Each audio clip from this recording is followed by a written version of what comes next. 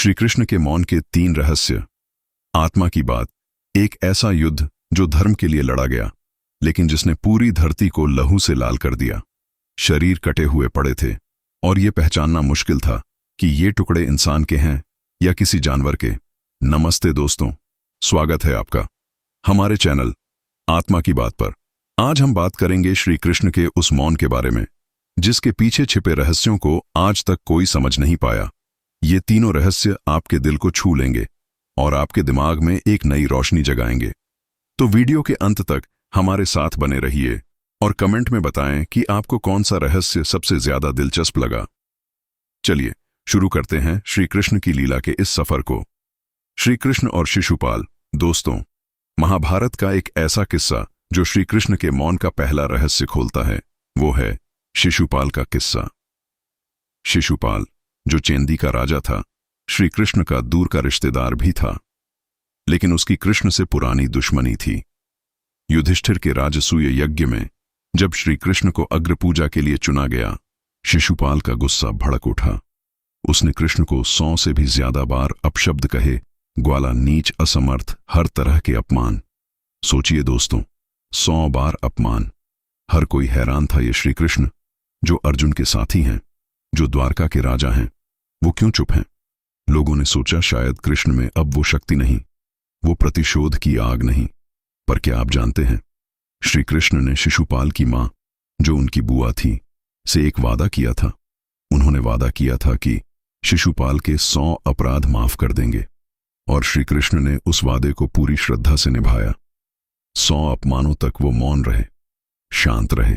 पर जैसे ही 101वां अपमान हुआ, श्री कृष्ण ने अपना सुदर्शन चक्र उठाया और शिशुपाल का अंत हो गया। लेकिन दोस्तों, असली सवाल यह है, श्री कृष्ण ने 100 बार अपमान क्यों सहा? क्या यह उनकी कमजोरी थी?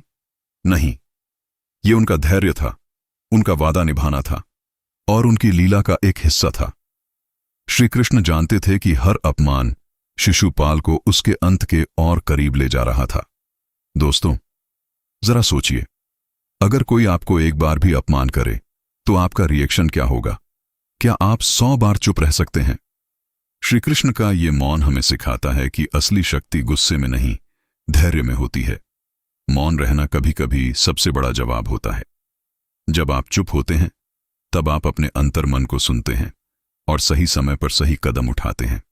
अब चलिए दूसरे रहस्य की ओर बढ़ते हैं। एक ऐसा किस्सा जो महाभारत का सबसे दिल दहला देने वाला पल है, द्रौपदी का चीरहरण और कृष्ण का मौन। दोस्तों, ये महाभारत का वो किस्सा है जो हर दिल को छू जाता है। जब द्रौपदी का चीरहरण हो रहा था, कौरवों की सभा में एक अजीब सी खामोशी छाई थी। भीष्म, द्रोण, विदुर सभी चुप थे, और श्री कृष्ण, वो तो वहां शारीरिक रूप से मौजूद ही नहीं थे। लेकिन जब इतना बड़ा अन्याय हो रहा था, तब श्री कृष्ण का मौन क्यों? जब द्रौपदी ने अपने पूरे दिल से, पूरी श्रद्धा से पुकारा, हे केशव, मेरी लाज अब आप ही रख सकते हैं, तब एक चमत्कार हुआ।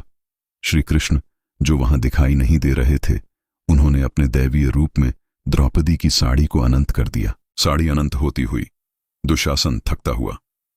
दुशासन पूरी ताकत लगाकर भी हारिज हो गया, पर साड़ी खत्म नहीं हुई। द्रौपदी की लाज बच गई।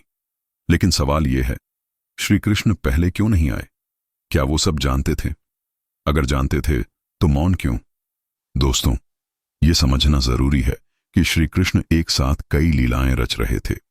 द्रौपदी का चीरहरण सिर्फ उसकी लाज का सवाल नहीं था, बल्कि ये एक बड़ा संदेश था कि जब तक आप धर्म के साथ खड़े हैं, तब तक ईश्वर आपकी रक्षा करता है। श्री कृष्ण का मौन इस बात का प्रतीक था कि वो तब तक प्रतीक्षा करते हैं जब तक आपकी श्रद्धा पूरी तरह से जागृत न हो जाए। द्रौपदी ने जब पूरे विश्वास से पुकारा, तब कृष्ण ने उसकी रक्षा की। आपको क्या लगता है दोस्तों, क्या श्री कृष्ण पहले से सब जानते थे? और अगर जानते थे तो क्यों वेट किया? कमेंट में अपने विचार जरूर बताएं। और ये भी सोचिए, क्या आपने कभी ऐसी सिचुएशन में ईश्वर को पुकारा है? श्री कृष्ण का मौन हमें सिखाता है कि जिंदगी में संकट इसलिए आते हैं ताकि हम अपनी अंतर की शक्ति को पहचानें। जब आप पूरे विश्वास के साथ ईश्वर को याद करते हैं, तब वो हमेशा आपके साथ होता है, चाहे दिखे या न दिखे। ये मौन एक शक्ति है, एक विश्वास है, एक लीला है। अब चलिए तीसरे और सबसे गहरे रहस्य की ओर, श्री कृष्ण का अपमान और उनका प्रतिशोध न लेना। अपमान के बावजूद कृष्ण का मौन। दोस्तों, श्री कृष्ण को अपने जीवन में कई बार अपमान सहन करना पड़ा। लोगों ने उन्हें ग्वाला कहा, रथ चलाने वाला कहा, यहां तक कि नीच जाति का भी कहा। कर्ण ने उन्हें अपशब्द कहे, दुर्योधन ने उन्हें बांधने की कोशिश की। पर क्या श्री कृष्ण ने किसी से प्रतिशोध लिया? बिल्कुल नहीं। यह है श्री कृष्ण का तीसरा रहस्य। उनका मौन कमजोरी नहीं, बल्कि उनकी विराट दृष्टि का प्रतीक था। श्री कृष्ण जानते थे कि सच्चा धर्म वही है जो अपने अंतर्मन से लड़ता है, न कि बाहरी दुश्मनों से।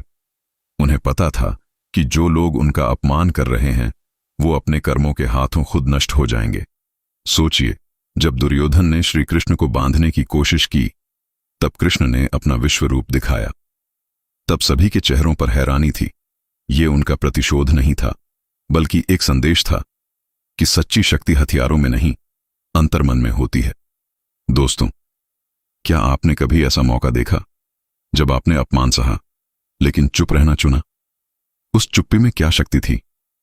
कमेंट में अपने अनुभव शेयर कीजिए और यह भी बताएं कि श्री कृष्ण के इस मौन से आप क्या सीखना चाहेंगे। अब चलिए इन्हें एक साथ जोड़ते हैं और देखते हैं कि इनका असली संदेश क्या है। दोस्तों, श्री कृष्ण के मौन के ये तीनों रहस्य, शिशुपाल का अंत, द्रौपदी की रक्षा और अपमान के बावजूद उनका धैर्य, ये सब एक बड़ा संदेश देते हैं। श्री कृष्ण का मौन कमजोरी नहीं, बल्कि उनकी शक्ति, उनकी लीला और उनकी विराट सोच का प्रतीक है। जो श्री कृष्ण के मौन को कमजोरी समझे, वो शायद उनकी लीला को कभी समझ ही नहीं पाया, क्योंकि जब वो मौन होते हैं तब भी इतिहास रचते हैं। तो दोस्तों, आपको इन तीनों रहस्यों में से कौन सा सबसे ज्यादा दिलचस्प लगा? क्या आप अपनी जिंदगी में श्री कृष्ण के मौन से कुछ सीखना चाहेंगे? कमेंट सेक्शन में अपने विचार जरूर बताएं। और अगर आपको ये वीडियो पसंद आया तो आत्मा की बात को लाइक, शेयर और सब्सक्राइब करना न भूलिए। श्री कृष्ण की जय।